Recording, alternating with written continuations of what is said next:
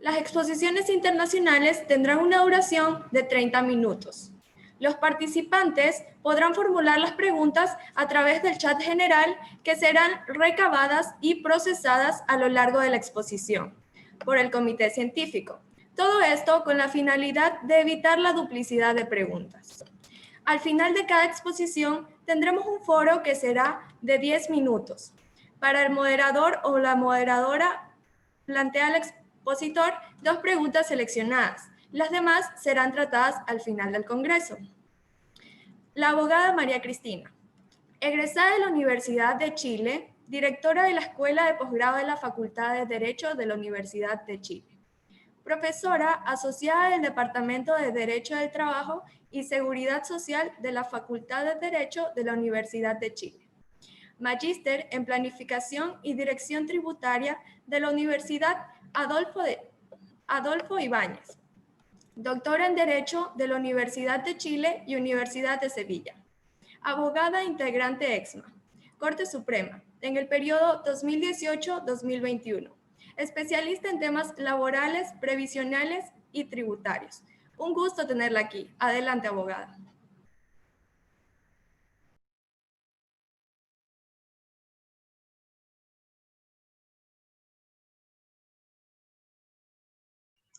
Hola, muy buenas tardes a todos y a todas. Agradezco en nombre de mi país y en nombre de la Universidad de Chile esta invitación que se nos ha cursado a 2 profesores de Chile, de universidades chilenas, para participar en esta importante actividad, porque es una oportunidad de hacer un intercambio entre amigos, entre vecinos, acerca de problemas comunes que nos atañen en los últimos tiempos. Mi presentación se titula La protección laboral en el siglo XXI.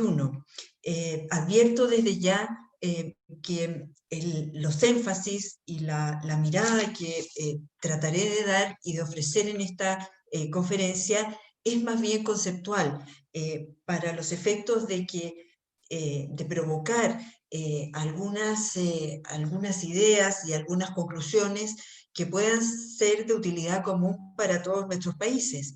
Lo que pasa en Chile en materia laboral ciertamente ocurre en todos nuestros países, así como el profesor César González de Perú refería los problemas previsionales, que son muy similares a los que tenemos nosotros hoy día en Chile. En materia laboral ocurre lo mismo. Y entonces, para entender bien hacia dónde vamos, mi idea es referirnos a la protección laboral y no a la protección social. Entendemos como protección laboral aquellas fórmulas o mecanismos que el derecho y que nosotros como juristas debemos ser capaces de procurar en beneficio de la persona que trabaja. Pero este título es muy amplio, ¿no? Ciertamente todos queremos proteger laboralmente a las personas que trabajan, pero hay dificultades en el tiempo presente que nos hacen o nos impiden más bien ocupar la humilde norma de protección laboral del siglo XX que ya no está teniendo la capacidad de ofrecer esta protección que se precisa hoy. Y entonces, para lo que es protección social, en mi país, en Chile y probablemente en Latinoamérica, mi compañero, el profesor Hugo Cifuentes, en un momento más, va a abordar esta temática. Por eso yo me abstengo de hablar sobre aquello. Y para entonces empezar con este camino que nos hemos propuesto, así como el profesor González recién habló de la deconstrucción, es lo mismo lo que yo pretendo hacer. Quiero invitarlos a un proceso de deconstrucción del derecho del trabajo, tomando las palabras de Heidegger, ¿no es verdad?, y aplicándolas a nuestra disciplina. Ciertamente nosotros para elegir las herramientas que nos pueden servir para el tiempo actual, tenemos que entender el pasado, tenemos que entender los orígenes de la protección, de la protección laboral de la que estamos dando cuenta. Y esta protección tiene su máxima expresión moral o dogmática en el denominado principio protector. En el curso de mi presentación o de mi ponencia, vamos a ver cómo el principio protector, que ha sido el fundamento primigenio del derecho del trabajo, observado en sus orígenes, no tiene nada que ver con las dimensiones que hoy presenta y respecto de las que se proponen alcances nuevos en la protección laboral. Y entonces, ese es el plan. Voy a compartir a partir de este momento la imagen de la que me voy a servir y que ustedes después van a tener disponible en la página del Congreso, en donde, en primer lugar, haremos esta deconstrucción, esta vuelta atrás en el derecho del trabajo para ir a buscar en sus orígenes elementos que nos puedan aportar para hoy. Y esto es así porque desde su nacimiento, el derecho del trabajo ha sido una respuesta al impacto de la realidad. No es casual que uno de los principios formadores también de esta disciplina es el principio de primacía de la realidad. La realidad es muy importante en el derecho del trabajo porque esta disciplina no se elaboró en un laboratorio, que esto sí pudo darse en el caso de nuestros códigos civiles, al menos el chileno fue más o menos en un laboratorio, en una oficina, o el caso de la legislación procesal. En el caso de la legislación laboral esto no es así, y todos lo sabemos, y siempre las normas laborales han ido dando cuenta de situaciones de emergencia. Y como las emergencias a lo largo de la historia han ido cambiando, también las respuestas han sido distintas. Y entonces vamos a tratar de identificar algunas notas protectoras en la historia del derecho del trabajo que puedan resultarnos eficientes para el tiempo actual.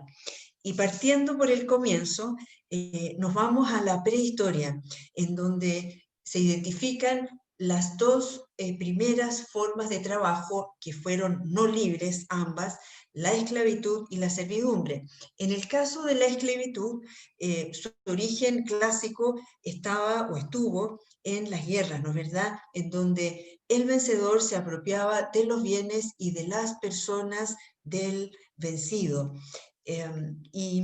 Esta primera fórmula de trabajo no libre tuvo su fin con los principios y valores del cristianismo y también por la influencia de los pueblos bárbaros, porque los bárbaros no practicaban la esclavitud.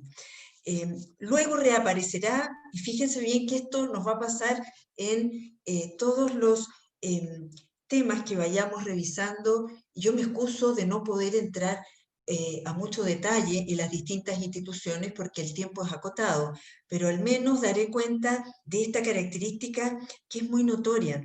Lo que a propósito de la esclavitud o de otras instituciones que vayamos revisando pudo darse, después vuelve a aparecer con el tiempo. Y en el caso de la esclavitud, claro que sí, reaparece en las colonias europeas en América, ¿no es verdad? Y también en el siglo XX hemos podido observar algunas formas de esclavitud o de trabajo no libre en los continentes africanos o en el mundo asiático, ¿no es verdad? Todos sabemos o hemos oído de esas historias. Y luego de la esclavitud estuvo la institución de la servidumbre, que también en un medio no libre, la persona que trabaja lo hacía para sí, pero también con un deber de reportar o de entregar parte del producto de su trabajo, sus ganancias, a su señor.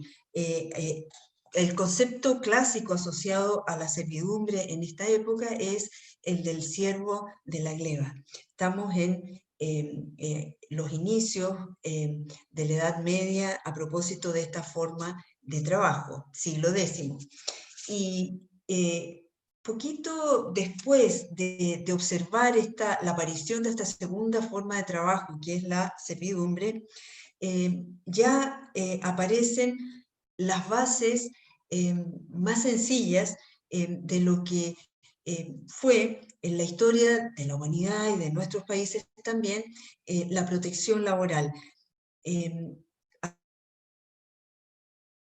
A propósito de los gremios medievales, aquí podemos observar cómo en los siglos, a partir de los siglos X y XI, surge una estructura de trabajo en los colegios profesionales, en donde a la cabeza estaba un maestro, que era el experto en su disciplina, en su materia.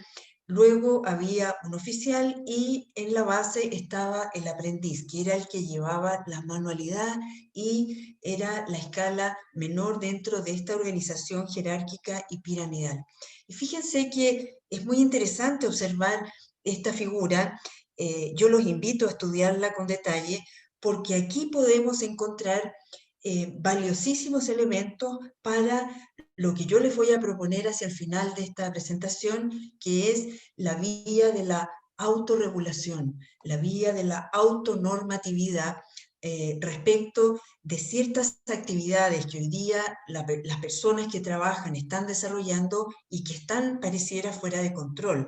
Me refiero naturalmente a el trabajo a través de las plataformas digitales, o bien al trabajo realizado con más de una frontera, en donde el prestador del servicio se encuentra en un país, que en este caso pudiera ser Ecuador, y el receptor se encuentra en Chile. ¿Cómo protegemos esas figuras tan particulares? Bueno, aquí hay una modalidad.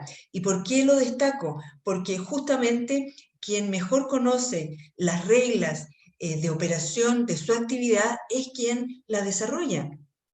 Ejemplos actuales extraordinarios podemos encontrar en la autonormatividad del fútbol profesional en nuestros países, en los colegios profesionales, y es una muy buena herramienta que debemos observar para efectos de estudiar nuevas formas de protección.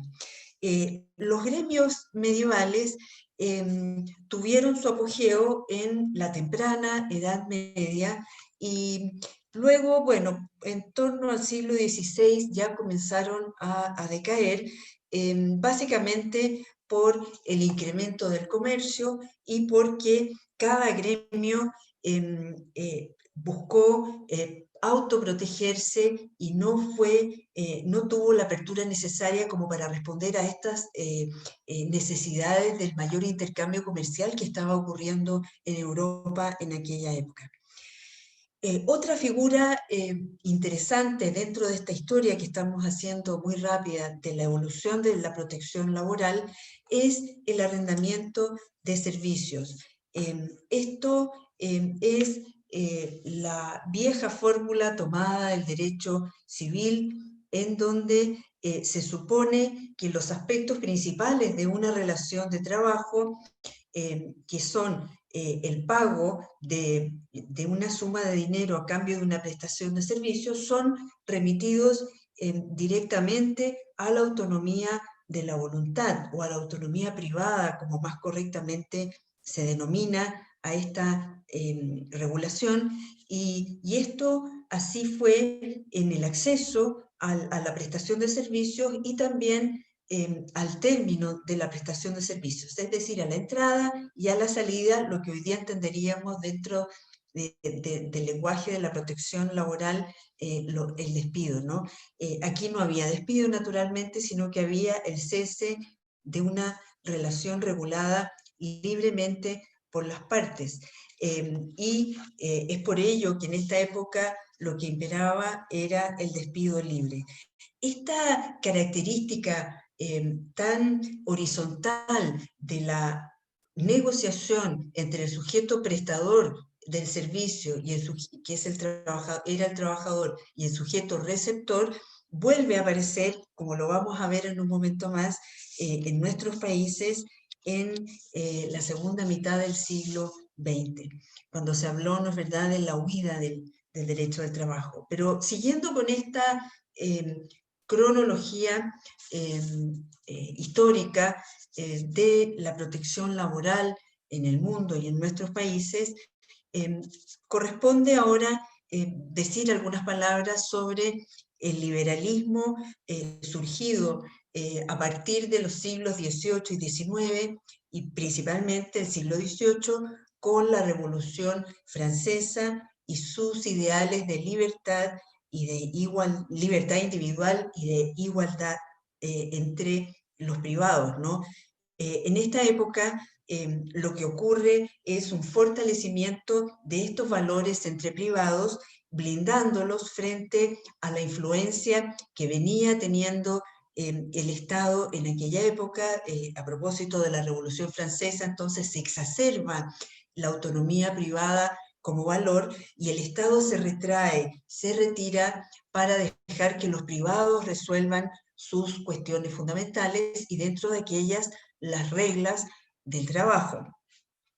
Es en esta época en que comienza a aparecer el industrialismo capitalista, en que el obrero entra a competir en el mercado con las leyes de la oferta y la demanda. No había más que eso, y es por esto que se desata una profunda reacción, que es la emergencia que destacamos en este momento histórico con la cuestión social en la Revolución Industrial, fines del siglo XVIII, comienzos del siglo XIX.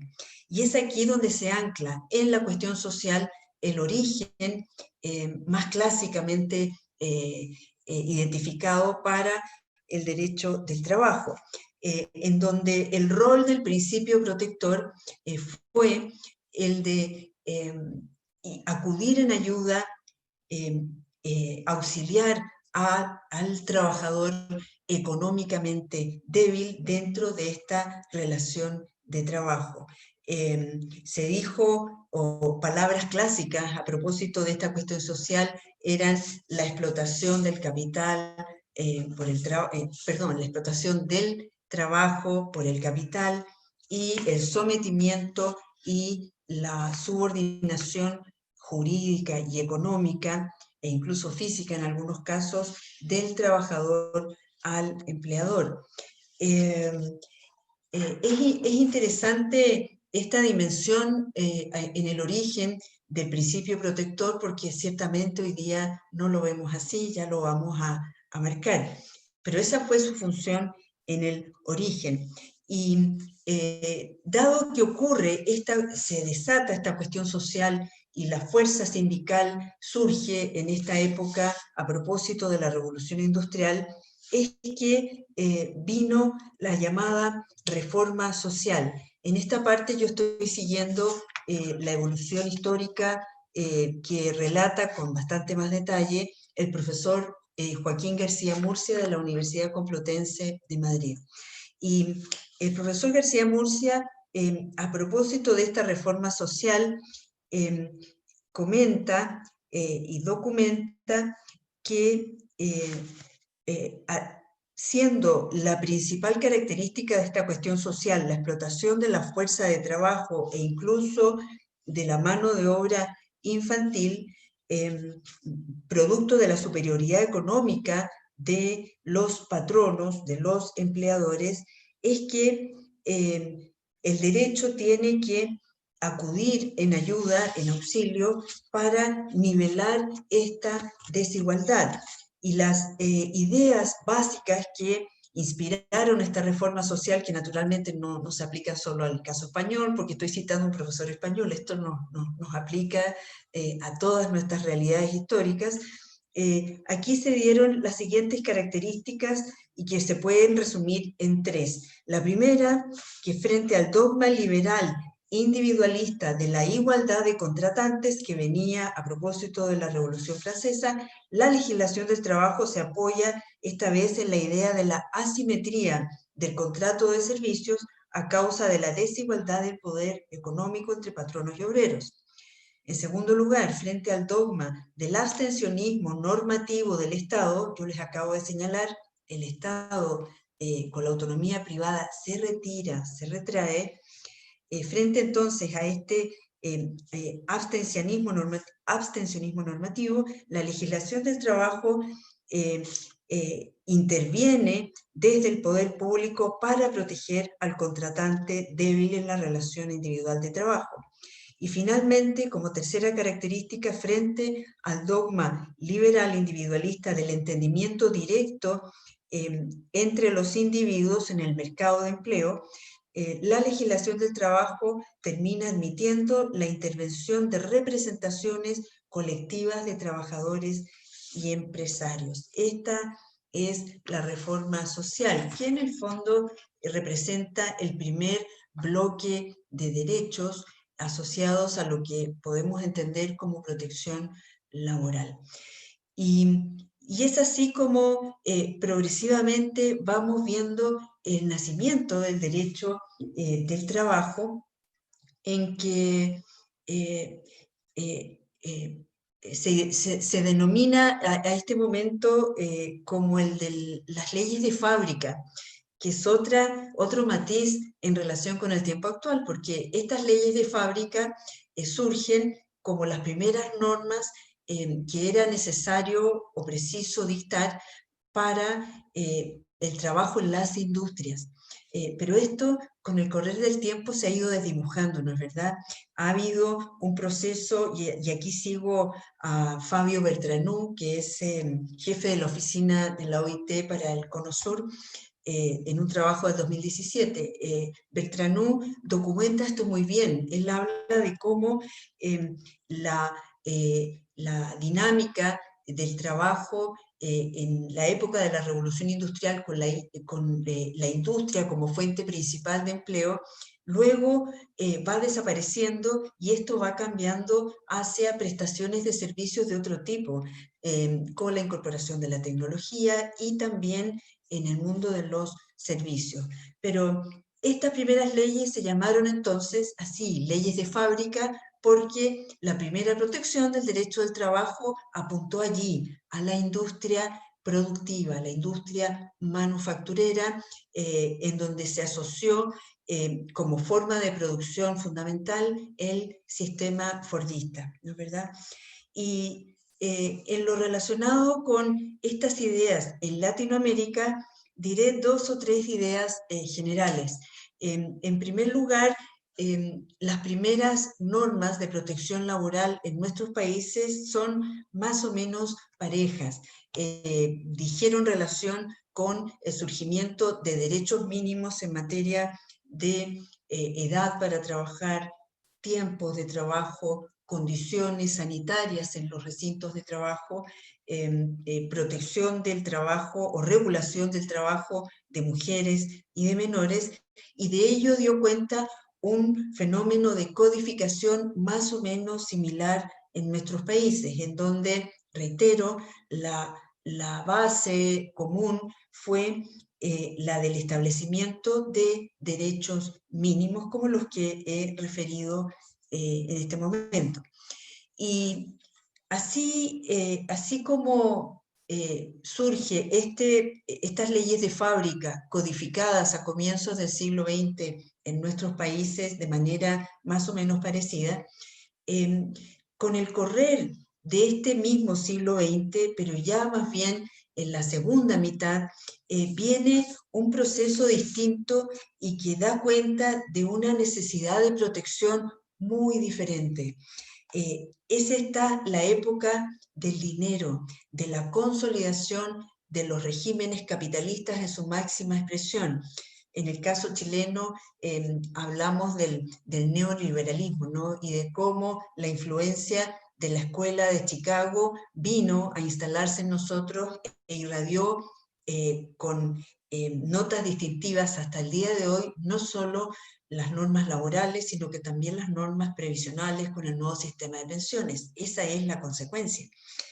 Y entonces, bueno, viene a instalarse este régimen capitalista en su máxima expresión, tal como dice la lámina, en donde, siguiendo también a Fabio Bertranú en esta parte, se da un superciclo de producción de materias productivas que dieron a nuestros países una gran estabilidad económica. Pareciera que en esta época la eficiencia económica fuese el fin de la actividad laborativa. Y es por eso que en la exacerbación de estas finalidades en la producción vienen como nuevos elementos a tensionar la protección laboral de los mínimos de la que acabo de dar cuenta, conceptos como la flexibilidad laboral, apuntando a dar facilidades para movilizar internamente a los trabajadores o externamente, estas son las flexibilidades internas y externas, facilitando no solo la contratación, sino el despido. Nosotros en Chile en la década del 70 tuvimos el despido libre, lo que en Estados Unidos se llama el despido at will, y ciertamente en los países aquí representados también se vivió este fenómeno, y llegándose a hablar de la huida del derecho del trabajo como idea, fuerza asociada a esta exacerbación de los regímenes capitalistas. Y buscando esta máxima eficiencia, también surge esta otra novedad, la descentralización productiva con las figuras de subcontratación laboral y de servicios transitorios que instalándose en nuestros países nos provocaron por mucho tiempo bastantes dolores de cabeza para ver fórmulas protectoras que resultaran eficientes sin impactar tanto la productividad y el éxito económico, que era lo que se buscaba con estas fórmulas en aquella época. Por fortuna, ya terminando el siglo XX, pudimos ver algún elemento moral que comenzó a impregnar las normas laborales, y me refiero a la doctrina de los derechos fundamentales y su eficacia en una relación entre privados, inspirada, ¿cierto?, en Robert Alexy, filósofo alemán, y que comenzó a llegar esta doctrina con mucha fuerza a nuestros países. En Chile a comienzos del año 2000 ya se instala en el Código del Trabajo, pero con anterioridad venía ya impregnando la jurisprudencia administrativa de nuestra Dirección del Trabajo y nuestros tribunales del trabajo también, incluso antes que se reconociera como ley. Y entonces, en esta segunda parte de la evolución de la protección laboral en el siglo XX, pudimos observar cómo el sistema fordista entró en crisis, el sistema de derechos mínimos ya no era la cuestión, sino que más bien tuvimos una dominación de ideales más bien económicos, con una búsqueda de esta eficiencia en los resultados operacionales de las empresas, y con estos nuevos elementos de los que yo he dado cuenta, y en donde principalmente a propósito de la flexibilidad, lo que se observa aquí es una vuelta atrás en la protección, porque en la lámina anterior yo les referí la autonomía privada y el laissez-faire como valores fundamentales surgidos a propósito de la Revolución Francesa y la retracción de la intervención del Estado en el campo normativo laboral. Pues bien, aquí vuelve a pasar en la segunda mitad del siglo XX. Y bueno, así nos recibe el presente siglo, a contar del año 2001 en adelante. Ya llevamos 20 años de camino, Y en este camino difícil hemos recibido nuevas situaciones de emergencias. Y estas nuevas situaciones yo las he tratado de resumir en esta lámina de un modo general. No vamos a poder entrar mucho en detalle, aunque es muy interesante discutir y conversar cada una de ellas, pero al menos les puse la fuente o alguna idea para que ustedes puedan seguir indagando sobre estos conceptos. ¿Qué pasa en el siglo XXI? Bueno, el mercado de trabajo cambia fuertemente. En primer lugar, a mí me parece que hay que atender a las nuevas formas de empleo o de contratación, porque el ideal de regulación y de protección laboral en la primera parte del siglo XX, sobre todo, con esta época de los derechos mínimos que yo he relatado, estuvo en una aspiración de una relación laboral normada con tiempo indefinido, en donde se pretendía que una persona, un sujeto trabajador, tuviese una relación regulada por estos mínimos durante toda su vida hasta llegar a la edad de pensionarse. Pues bien, eso no es así en nuestros países en los últimos años, en donde se observa un marcado crecimiento de otras formas de contratación que se llaman genéricamente formas atípicas. Aquí yo les he puesto el trabajo temporal, el trabajo parcial, trabajos de agencias, que son los servicios transitorios, la informalidad laboral. Y bueno, aquí hay en esta lámina, que también la he tomado del trabajo de Fabio Bertranú, ahí yo les cito la fuente del documento para que lo puedan consultar. Esto sí está al año 2017, y si ustedes observan, tomemos el caso de Ecuador, ya que estamos siendo recibidos en esta casa, en donde al año 2017 el empleo asalariado formal registraba un 53,2%, el empleo temporario un 55% y el empleo a tiempo parcial un 10,8%. ¿Se fijan cómo no es tendencia para nada hoy día este ideal o este objetivo de una contratación permanente por tiempo indefinido y a tiempo completo? No lo es. Y esto no se puede imponer por decreto, no se puede imponer por la legislación una nueva o una distinta forma de contratación laboral, porque nosotros buscamos proteger a través de esa forma. Esto no se hace así, es más bien al revés. Los juristas, independiente de las posiciones que ocupemos, ya sea desde la judicatura, desde la autoridad política o desde la academia, nuestra labor es de observación de los fenómenos sociales, económicos, laborales, y a partir de allí tenemos que ir acomodando nuevas formas protectoras. Y lo que se ha observado desde ahí, entonces, en nuestros países en los últimos años, es justamente este surgimiento y proliferación de las nuevas formas de empleo. En segundo lugar, está la idea de, aquí ya empezamos con el mundo de la información y de la revolución en esta materia. En esta parte, las brevísimas ideas que les voy a plantear están tomadas de Manuel Castells en unos textos de los años 97 y 98. Este es un profesor español.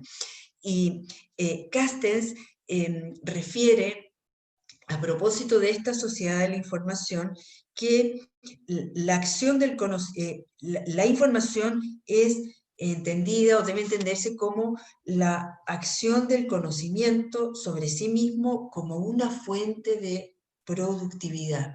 Así como en el sistema fordista la producción en serie era la forma de productividad, ahora con la sociedad de la información es la gestión del conocimiento lo que interesa, la gestión de la información de un modo eficiente. Y en este nuevo sistema de producción, añade Castells, la base es una combinación de alianzas estratégicas y proyectos de cooperación específicos entre grandes empresas, unidades descentralizadas, cada una de ellas, y luego redes más pequeñas y medianas de empresas. Son redes empresariales que gestionan información. Y aquí nos viene un nuevo problema. En las nuevas formas de empleo el problema fue, bueno, ya no tenemos más el contrato a tiempo indefinido. Aquí, con la sociedad de la información y su instalación, el problema que se nos plantea es el migratorio.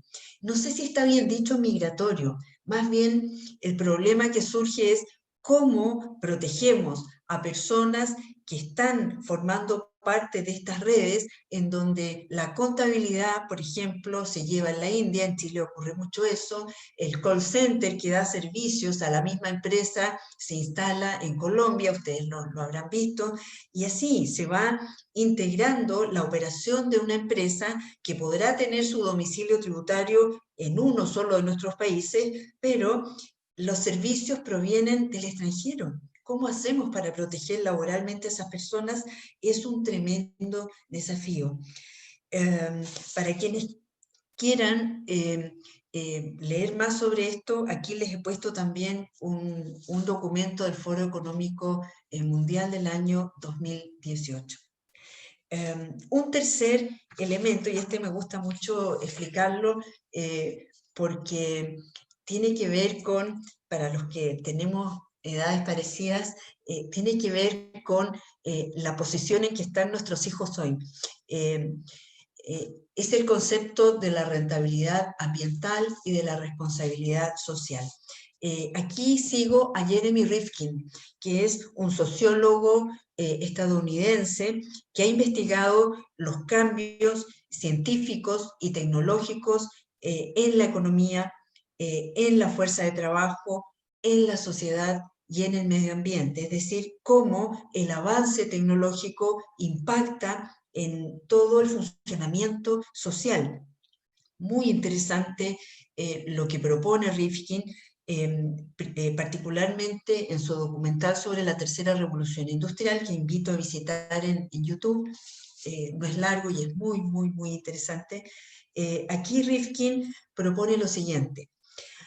Así como en la segunda mitad del siglo XX el mundo se movió por una finalidad de máxima eficiencia económica y por la exacerbación del capitalismo, así también en el presente tiempo las personas persiguen objetivos de vida distintos, de ahí entran nuestros hijos.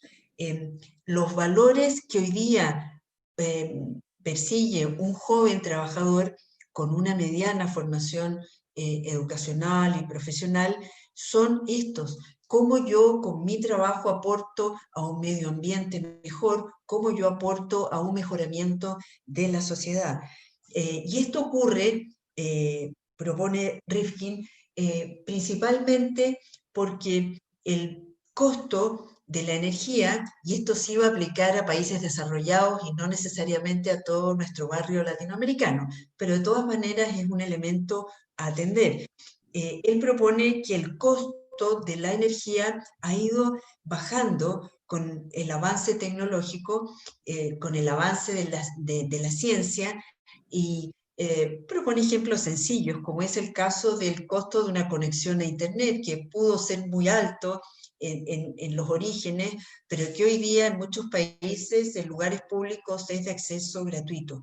Así ocurre con la electricidad, así ocurre con el uso de las tecnologías que permiten que las personas ya no tengan que desplazarse hacia otros lugares para realizar su actividad laborativa, y eso naturalmente tiene un impacto en los costos de la sociedad, porque son menores, hay menos transporte público, menos desgaste de infraestructura, menos uso de instalaciones públicas, y para acompañar entonces este cambio del que da cuenta Rifkin, también nosotros tenemos que observar la realidad y no imponer fórmulas de protección laboral con el modesto contrato de trabajo indefinido de nuestros códigos laborales del siglo XX, que probablemente no van a servir de nada frente a esta nueva mirada.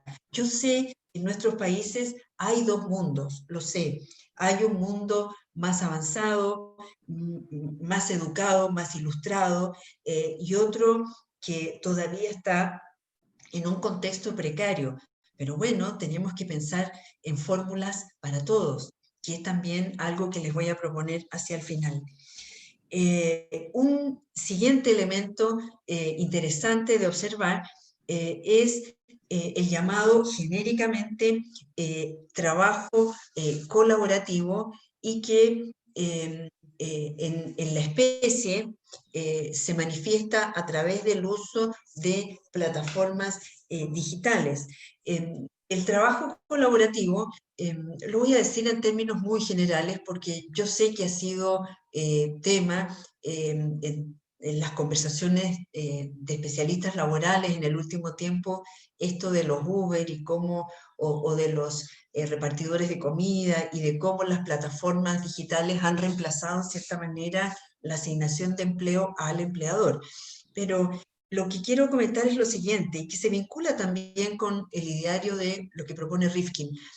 En el trabajo colaborativo, en términos muy genéricos, de lo que se trata es de poner a disposición de la sociedad, por parte de quien conoce de una habilidad o que tiene un tiempo libre para dedicarlo a la sociedad, poner a su disposición entonces este aporte, como puede ser el cuidar por algunas horas a una persona de edad mayor, a un adulto mayor, pasear mascotas, dar medicamentos a menores, etc. Y este trabajo colaborativo Los se alimentos. ofrece a través de redes El trabajo sociales. a domicilio eh, es una posibilidad.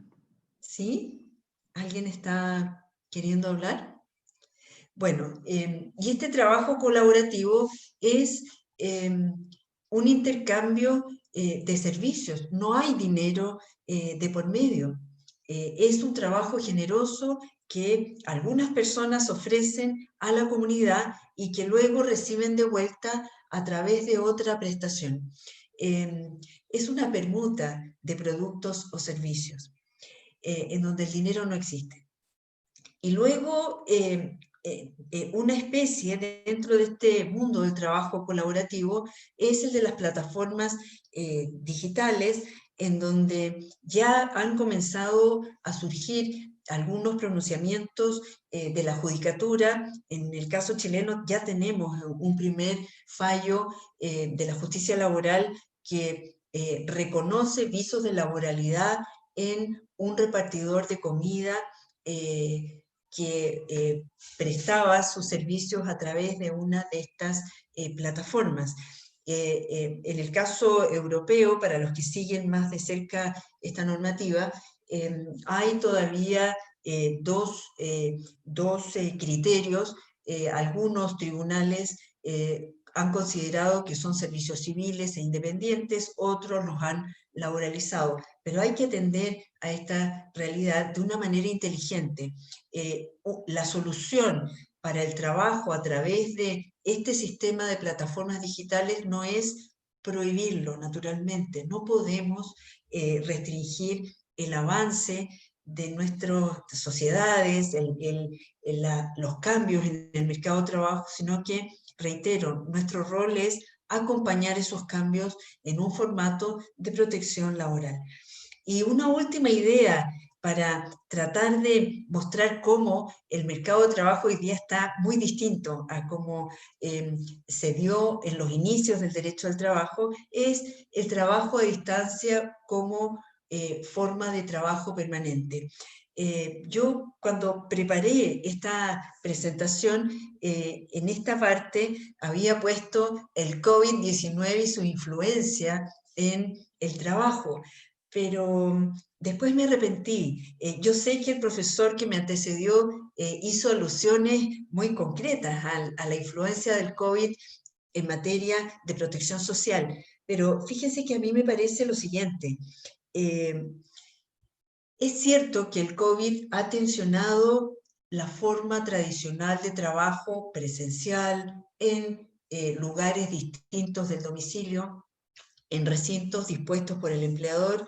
Es efectivo aquello, pero ocurre que una vez que pase esta emergencia sanitaria, que será en 1 año, 2 años, o que nos acostumbremos a vivir con este virus, a mí me parece que la alteración y la tensión que se ha producido en este año se hizo permanente, llegó para quedarse. En Chile, y yo sé que en Colombia también, y sé que en Argentina también está pasando, las personas, muchas personas que fueron enviadas por sus empleadores a sus domicilios para hacer trabajo a distancia, una vez que han pasado los momentos más duros de esta pandemia, las empresas han tratado de hacer volver a estas personas y ellas no quieren. Se ha vuelto en una forma muy positiva, naturalmente que tiene algunas dificultades, como cuando hay personas de cuidado en el hogar, y el trabajador entonces cómo lo hace para hacerse cargo de los niños menores o de los adultos mayores que tiene en su hogar. Es verdad, eso es un problema, pero el no desplazarse diariamente al lugar de trabajo, el ahorrar ese tiempo, el poder combinar las rutinas familiares con las rutinas laborales, es una tremenda ventaja. Eso desde el punto de vista del sujeto que trabaja. Luego, desde el punto de vista del sujeto empleador, también hay ventajas que son económicas, ¿no? Hay un ahorro en prestaciones alimenticias, ahorro en seguridad, ahorro en instalaciones, en infraestructura, y son ahorros netos. Uno podrá decir, bueno, pero el empleador está teniendo que hacerse cargo de instalar las conexiones de Internet, un puesto de trabajo en los domicilios. Sí, eso es verdad, pero ese costo no se condice con el ahorro que está ocurriendo precisamente por esta forma de trabajo a distancia. Y aquí, entonces, con una forma de trabajo que llegó para quedarse, porque estas no son normas transitorias, a lo que habrá que atender es hacia las distintas modalidades en que esto se presta, porque no puede ser visto en globo para que busquemos buenas soluciones. Claro está, hay un sistema de teletrabajo, trabajo a distancia, de doble línea, en donde hay una conexión desde el sujeto que trabaja hacia la empresa y desde la empresa hacia el sujeto de un modo permanente. Conexión en tiempo real o sincrónica, pudiéramos llamar. Luego hay un segundo formato de trabajo a distancia que se llama, bueno, en inglés el one-way line, en donde solo hay una conversación o una conexión del sujeto trabajador hacia algunas áreas de los servidores de la empresa, en donde este trabajador busca información para realizar su trabajo, pero no está interactuando con otro sujeto en el otro lado de la línea.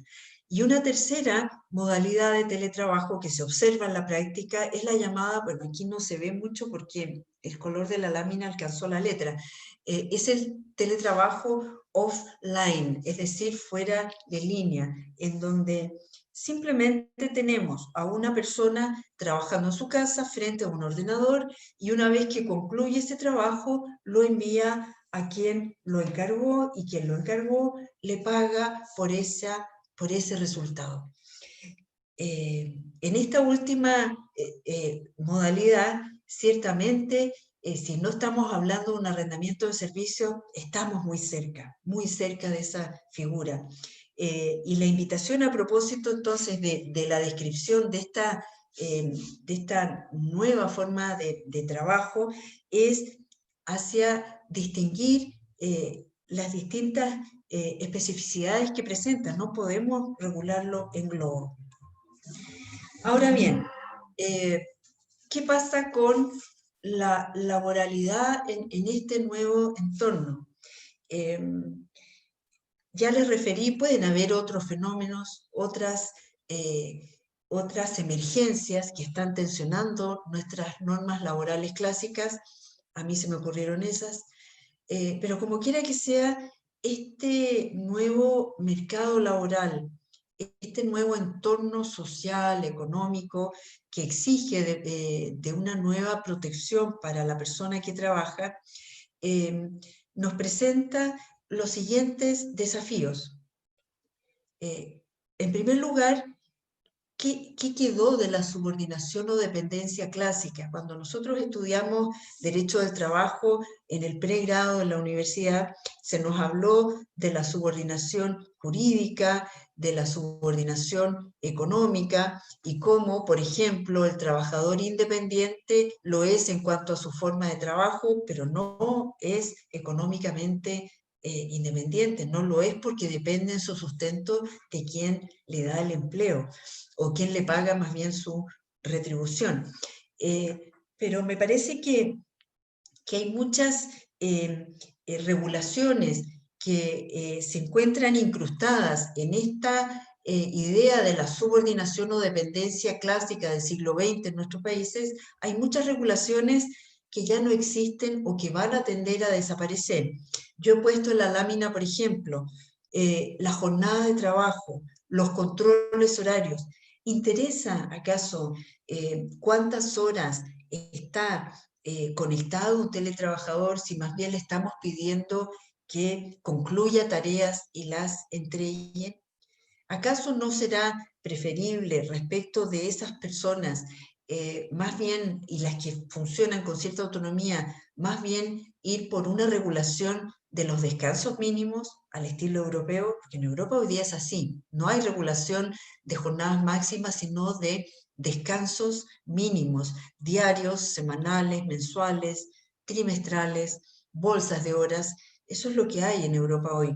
No hay más esta regulación de jornada y controles horarios. Luego, la fiscalización superior inmediata en algunos casos también tiene que desaparecer. ¿Qué importa si a mitad de mañana la persona hace un trámite personal? Esto está dentro de lo que se llama dogmáticamente las licencias comportamentales. ¿Qué importa que el trabajador decida en qué momento avanza con su trabajo mientras cumpla con él? Y un tercer elemento que a mí me parece que ya desapareció definitivamente es la continuidad de una relación de trabajo como valor. No podemos plantear, a partir de la observación de la realidad, que este sea un fin a perseguir desde las normas de protección laboral. Y entonces vamos a tener que estudiarnos de otra manera cómo se configura esta subordinación y cuáles son las notas distintivas para determinar la presencia de una laboralidad que amerite protección desde el ordenamiento jurídico. Un segundo elemento en este nuevo entorno laboral es la globalización, que claro, ustedes me dirán, la profesora habla de conceptos tan generales como la democracia, la buena fe, que somos todos buenos. Bueno, aquí es muy atingente tener en cuenta este elemento por esta idea de las fronteras que ya no están. Hace un momento yo les decía, bueno, una empresa hoy en cualquiera de nuestros países lleva adelante su operación con actividades específicas que le vienen dadas de otros países. Y entonces, ¿cómo protegemos a estas personas? Aquí hay un impacto fuertísimo en la protección social, en la protección previsional, porque es muy fácil que esto se salga de los controles habituales de la autoridad laboral y como no habrá estos controles, entonces, ¿cómo lograremos que respecto de estas personas se cumplan con los compromisos de aportes previsionales para tener pensiones con tasas de reemplazo aceptables cuando llegue la edad de la vejez, ¿no? Este tema de la globalización a mí me parece que debiese tratarse a través de convenios regionales. Hay una experiencia interesante en curso hoy con el convenio o el Tratado Asia-Pacífico y con la Alianza del Pacífico, más concretamente en México, en Perú, Colombia y Chile, en donde hay proyectos académicos en curso que apuntan justamente a proponer fórmulas de protección atento a este elemento que es la globalización. Naturalmente que siempre habrá de proteger al trabajador migrante, es decir, a personas que llegan a nuestros países a instalarse para hacer una vida allí. Pero con esta idea de la globalización yo voy más hacia la desaparición de las fronteras y cómo nuestros derechos locales van a tener que acomodarse a esa realidad. Y un tercer elemento de laboralidad que es preciso estudiar y que lo planteo como desafío es el de la extensión subjetiva de la protección. Algunos quizás les molestará lo que voy a aseverar, pero a partir de la experiencia de mi país, Chile, y de países que están con un funcionamiento en su realidad social similar, lo que está tendiendo a ocurrir es hacia unas normas de protección laboral que irradien por igual al sujeto que trabaja independientemente de si está en la función pública, o bien si está en el mundo privado, o bien si es un trabajador transitorio, es un trabajador permanente, o es un trabajador de la industria o de servicios, o es un trabajador independiente. En todos estos casos hay que proteger algunas cuestiones medulares, y no porque estemos situados en una posición jurídica de trabajador independiente, no vamos a preocuparnos de los tiempos de trabajo, perdón, de los tiempos de descanso de ese sujeto, ¿no es verdad? A ese tipo de cuestiones me refiero con esta extensión subjetiva de normas laborales, en donde el derecho del trabajo no es el derecho que protege al sujeto del sector privado que es regido por nuestros códigos laborales. No, señor, eso no es más. Pudo ser en el origen con una protección, que lo destaqué bastante, a propósito de la Revolución Industrial, en donde se protegió al trabajador sometido por el capital en la industria. Pero hoy día eso se ha extendido enormemente. Y me aprovecho porque todavía me quedan unos minutos de deslizar una crítica a propósito de esta extensión subjetiva de las normas de protección laboral. Fíjense que en Chile, no sé cómo ha sido en los países vecinos en esta parte, en Chile, en el presente año, a propósito de la emergencia sanitaria, hubo un conjunto de normas, 2 o 3 leyes, y el resto fueron reglamentos e instrucciones de la autoridad política, que permitieron que los trabajadores del sector privado fueran suspendidos en sus contratos individuales de trabajo, fueron enviados a sus domicilios, y en ese tiempo de suspensión del contrato de trabajo, como no había prestación de servicios ni remuneración a cambio, se activó de manera extraordinaria la prestación de cesantía, que no estuvimos en un tiempo de cesantía, sino de emergencia, ¿no es verdad? Las personas no podían salir a trabajar, pero con estas leyes especiales se permitió el acceso al seguro de cesantía, como una manera de rescatar y de ayudar no solo al manejo de la emergencia sanitaria, sino de evitar la destrucción de empleo, ¿no es verdad? Porque si manteníamos el deber de pagar remuneración desde el mundo privado a estas personas, la mayoría de las empresas privadas chilenas tendrían que haber cerrado su operación por quiebra o insolvencia, ¿no es verdad? Bien, esto que ocurrió en Chile, y esta es la crítica, en el mundo privado, no ocurrió en el sector público. Y me pongo yo como ejemplo, yo en la actividad jurisdiccional, porque algunos días a la semana yo voy a la Corte Suprema a trabajar, y en mi actividad de profesora universitaria en la Universidad de Chile, yo soy funcionaria pública, y mis ingresos no disminuyeron ni un centavo. Eso no puede ser. Eso es discriminatorio. No puede ser que a un grupo de trabajadores, porque son del mundo privado, se los lastima, porque eso ocurrió con un ingreso menor, con acceso al seguro de cesantía, y los privilegiados del ámbito público no tuvieron merma en sus ingresos, cuando la emergencia nos atañía a todos.